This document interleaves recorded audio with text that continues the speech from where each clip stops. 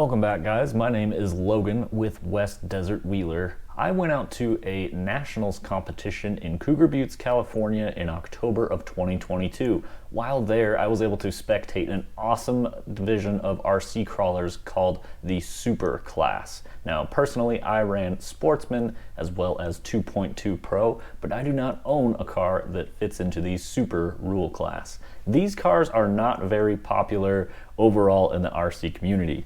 They are kind of hard to come by and require a lot of custom fabrication to build them. Essentially, the chassis as well as the axles are available for purchase.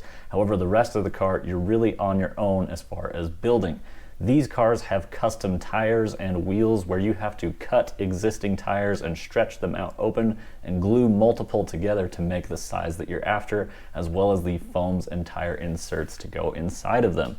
They are incredibly capable, and this is the only class at nationals that accepted rear steer, as in the super class you are allowed to have rear steer.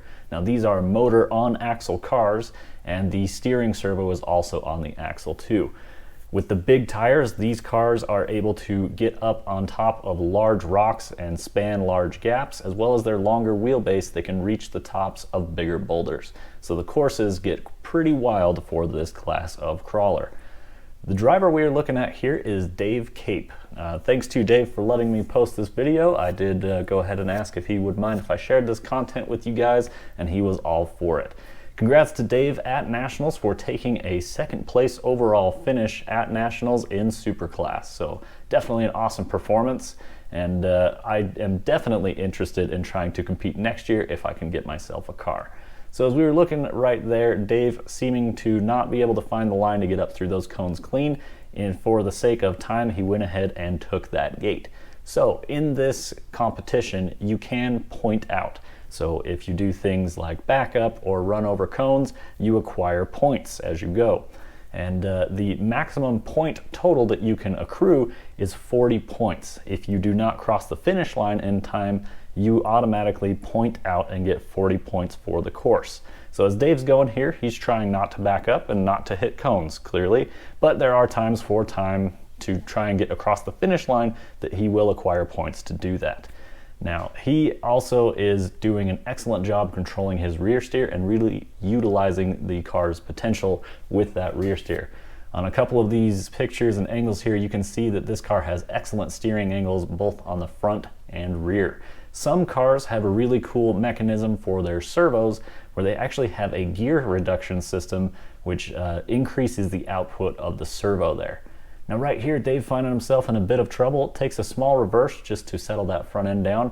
I am curious if he would have been able to use the rear steer, turn it downhill, and use rear wheel drive only. Because this is a motor on axle car, he can choose whether he wants to use front wheel drive only or rear wheel drive only.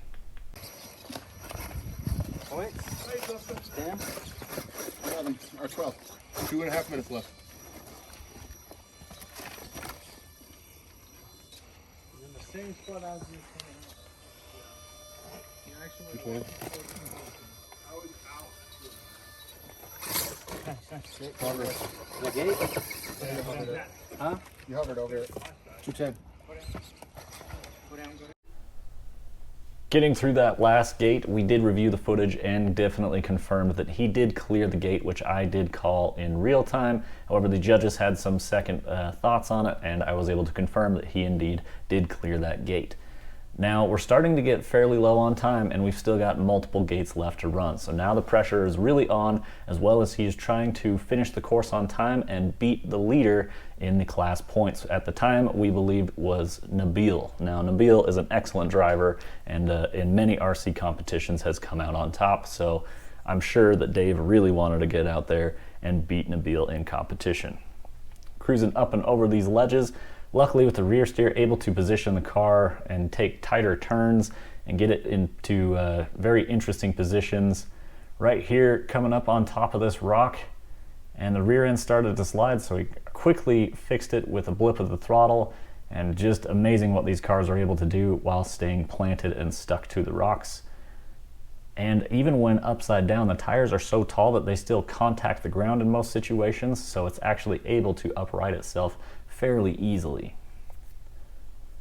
Here we go, squeezing through gates. Now, as the judge is standing here, he is calling down the time as the clock is ticking, and it definitely never makes you drive any smoother when someone is telling you how much limited time that you actually have. Now, definitely big props to how he composed himself here. Here we are at the 10th gate, pulls up to the corner, pauses time, 3 seconds left, and getting back to the point out rule, he does not have enough points to drive over that gate and not point out. So even if he hits the gate, it's an automatic point out. If he doesn't finish in time, it's an automatic point out. So in a second and a half, he has to do a 180-degree turn without hitting a cone, and unfortunately clips it and points out on the course. However, so did Nabil. So congrats again to Dave for that awesome run on course. Thank you so much for letting me share this with you guys. These cars are super cool, and I greatly appreciate you guys checking them out. My name is Logan with West Desert Wheeler. I appreciate your time, and we will see you guys in the next one. Keep the rubber side down.